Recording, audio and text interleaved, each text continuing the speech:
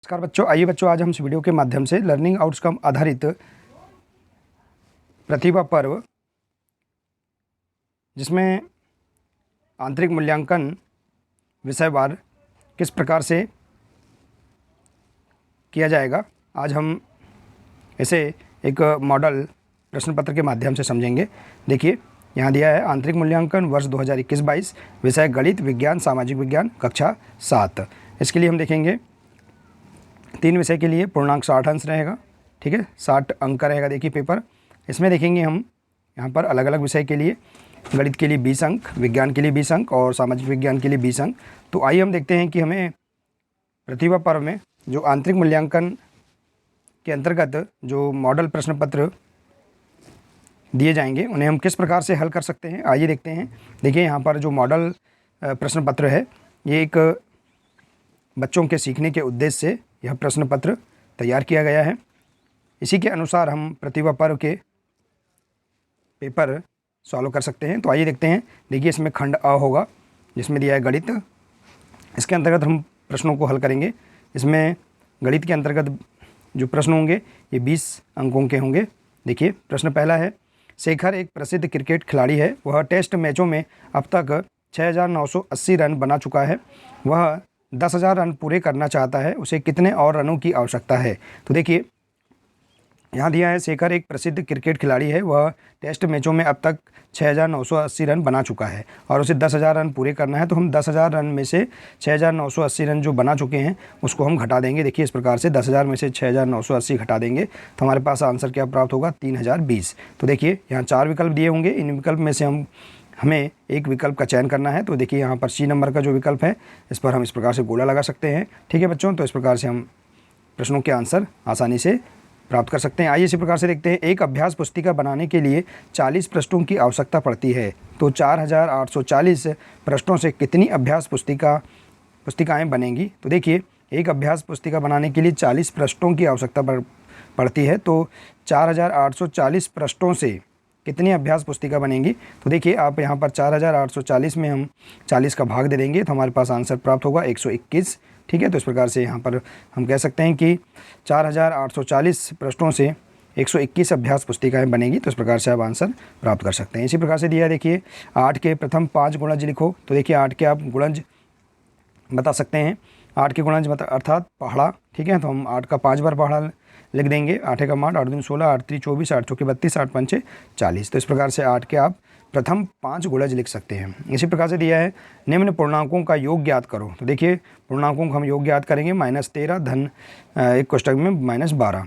ठीक है, तो देखिए हम यहाँ पर कोष्टक हटाएंगे तो हमें इस प्रकार से प्राप्त होगा -13 और -12 बराबर। देखिए ऋण का धन, यहाँ संख्या जुड़ेगी लेकिन बड़ी संख्या का जो चिन्ह है वही चिन्ह लगाएंगे। तो बड़ी संख्या का ऋण चिन्ह है 13 का, तो हम 13 लगाएंगे और 13 और 12 को जोड़ेंगे तो 25, ऋण 25 हमारे पास आंसर प्राप्त होगा। तो यह ऑप्शन सी नंबर का सही है, तो हम इस पर गोला लगा सकते हैं। ठीक है बच्चों, इसी प्रकार से देखिए अगला है हल कीजिए। देखिए यहाँ दिया है 2/5 धन 1/3 भिन्न के रूप में है, तो हम इसे सॉल्व कर लेंगे। देखिए यहाँ पर असमान हर हैं तो हम असमान हर होने पर इनका हम लघुत्तम लेंगे, एलसीएम लेंगे। तो हमें एलसीएम क्या प्राप्त होगा, 15। देखिए अब हम इस प्रकार से 15 प्राप्त होगा तो हम 15 में 5 का भाग देंगे, 3 बार जाएगा, हम उसके अंश से हम गुणा कर देंगे। ठीक है,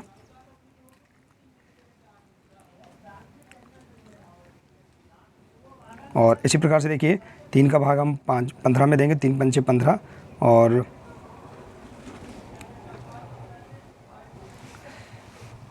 तो देखिए हमारे पास आंसर क्या प्राप्त होगा, यहाँ 7 और 3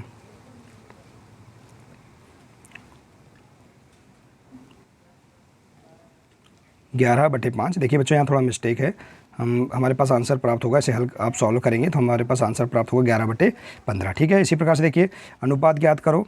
देखिए 88 का 108 से अनुपात ज्ञात करेंगे। तो अनुपात देखिए हम 88/108 लिख देंगे। तो देखिए यहाँ पर 9 9 81 और 9 12 108। ठीक है, तो देखिए यहाँ पर 9/12 प्राप्त हुआ, फिर 3 3 9, 3 चौके 12, 3/4। तो हमारे पास अनुपात क्या प्राप्त होगा, 3:4। ठीक है, तो इस प्रकार से भी हम लिख सकते हैं। इसी प्रकार से देखिए अगला है यहाँ दिए 7वां प्रश्न है, एक बिंदु से होकर खालिस्तान रेखाएं खींची जा सकती हैं तो अनंत रेखाएं खींची जा सकती हैं एक बिंदु से। इसी प्रकार से देखिए संलग्न आकृति में 3 त्रिभुजों के नाम लिखो। तो देखिए यहाँ त्रिभुजों के नाम लिख सकते हैं आप, A B C एक बड़ा त्रिभुज, इसी प्रकार से ACD एक त्रिभुज और ABD एक त्रिभुज, जो तीनों त्रिभुजों के नाम लिख सकते हैं। इसी प्रकार से देखिए अगला है आयत का प्रत्येक कोण क्या होता है, समकोण होता है। निम्न आकृति का परिमाप बताओ। देखिए यहाँ पर जो आकृति दी गई है इसका परिमाप हम कैसे ज्ञात करेंगे, सभी जो माप है इनको हम जोड़ देंगे तो हमारे पास आंसर प्राप्त हो जाएगा। ठीक है, इस प्रकार से जो हमने सॉल्व किया है इस प्रकार से आप सॉल्व करके प्रश्नों के आंसर प्राप्त कर सकते हैं। आइए इसी प्रकार से देखते हैं अगला प्रश्न। देखिए निम्न आकृति को आयतों में तोड़कर उसका क्षेत्रफल ज्ञात करो। देखिए आकृति दी गई है, इसको आयतों में आप इस प्रकार से तोड़ सकते हैं। ठीक है बच्चों, देखिए और इनकी माप लिखकर आप इनका क्षेत्रफल ज्ञात कर सकते हैं और दोनों आकृति का कुल क्षेत्रफल भी आप ज्ञात कर सकते हैं। देखिए हमने यहाँ से सॉल्व करके बताया है। ठीक है, इसी प्रकार से देखिए निम्न त्रिभुज खालिस्तान त्रिभुज है। इस त्रिभुज में देखेंगे तीनों भुजाओं की माप 2 सेंटीमीटर है, अर्थात समबाहु त्रिभुज है। समबाहु अर्थात इसकी तीनों भुजाएं बराबर हों।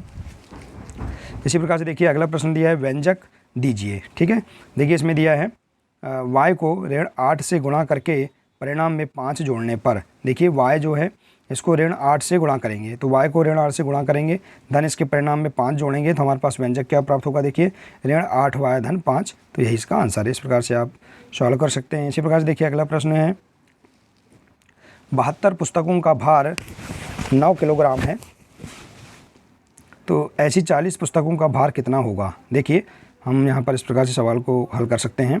एक पुस्तक का भार कितना है, देखिए हम निकालेंगे 72 पुस्तकों का भार 9 किलोग्राम है, तो देखिए 72 में हम 9 का भाग देंगे तो एक पुस्तक का भार हो जाएगा 800 ग्राम। ठीक है, 8 अर्थात 800 ग्राम।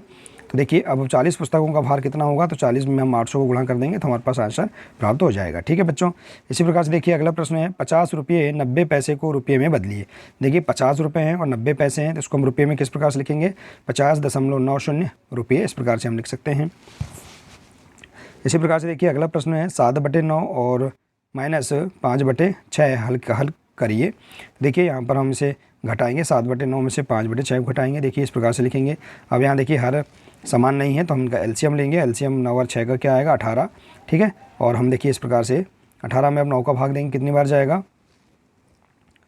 9 एकम 9, 9 दूनी 18। हम अंश में 2 का यानी गुणा कर देंगे 7 में, तो 7 दूनी 14। इसी प्रकार से 6 का भाग हम 18 में देंगे, 3 बार जाएगा, इसका अंश से गुणा कर देंगे तो 15। तो देखिए 14 ऋण 15 बराबर क्या होगा, देखिए हमारे पास ऋण 1/18 प्राप्त होगा। ठीक है, धन ऋण का ऋण यहाँ संख्या घटेगी लेकिन बड़ी संख्या का ऋण चिन्ह इसलिए ऋण चिन्ह लगा देंगे। ठीक है, तो 15 में से 14 गया तो कितना बचा, 1 बचा। ठीक है बच्चों, तो इस प्रश्न का राइट आंसर होगा देखिए यहाँ पर बी नंबर का ऋण 1/18। इसी प्रकार से देखिए यहाँ दिया है 3.12 में 2.01 जोड़िए, तो इस प्रकार से हम जोड़ सकते हैं। देखिए दशमलव के नीचे दशमलव और इस प्रकार से जोड़ देंगे तो हमारे पास आंसर प्राप्त होगा 5.13।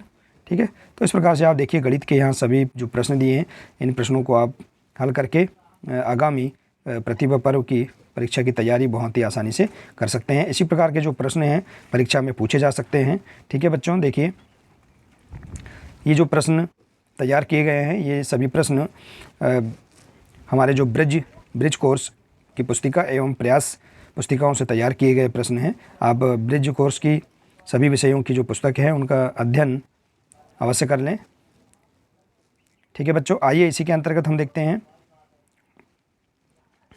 खंड ब विज्ञान। देखिए बच्चों, हम विज्ञान